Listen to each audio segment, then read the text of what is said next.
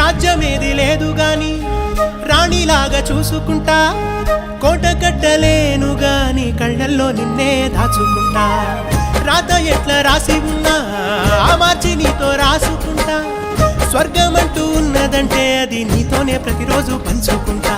నిన్ను గన్న మీ నాన్నకన్నా లారు ముద్దుగా సాదుకుంటా, నీకు కోపం వస్తే కొంత దూరం ఉంటా, నువ్వు గీత గీస్తే నేను దాటనంట, కంట నీరు కంటి రెప్ప దాటకుండా కాటుకై కావలుంటా.